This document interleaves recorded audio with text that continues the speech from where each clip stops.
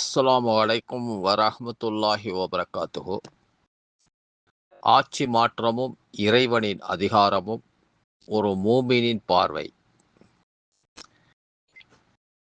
தமிழக தேர்தல் முடிவுகள் சிலருக்கு மகிழ்ச்சியையும் சிலருக்கு அதிர்ச்சியையும் தந்திருக்கலாம்.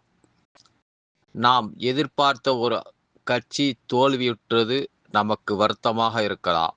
ஆனால் அதிகாரம் என்பது ஒரு மனிதனிடமோ அல்லது ஒரு கட்சியிடமோ இல்லை.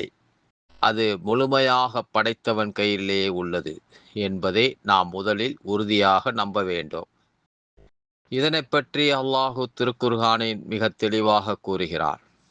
அல்லாஹுவே ஆட்சியின் அதிபதியே, நீ நாடியவரிடம் ஆட்சியை கொடுக்கிறார். நீ நாடியவரிடத்திலிருந்து ஆட்சியை பறிக்கிறாய். நீ நாடியவரை கண்ணியப்படுத்துகிறாய், நீ நாடியவரை இழிவுபடுத்துகிறாய்.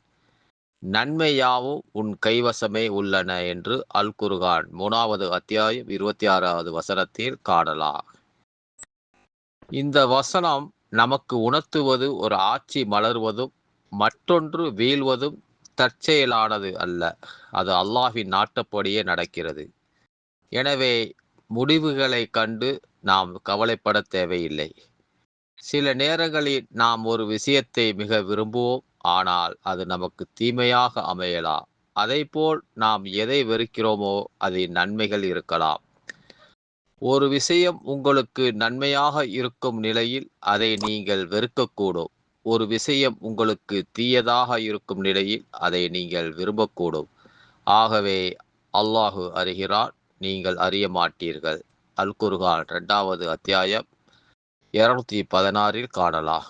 தமிழக ஆட்சி மாற்றம் நமக்கு சில பாடங்களை வழங்கியிருக்கலாம். நமது எதிர்பார்ப்பு நிறைவேறவில்லையே என்பதில் கவலைப்படுவதை விட, இந்த மாற்றத்தின் மூலம் அல்லாஹு நமக்கு என்ன நன்மைகளை வைத்திருப்பான் என்பதை சிந்திப்பதே சிறந்தது என்று உங்களுக்கு தருகின்றோம். அஸ்ஸலாமு அலைக்கும் வரஹ்மத்துல்லாஹி வபரகாத்துஹு.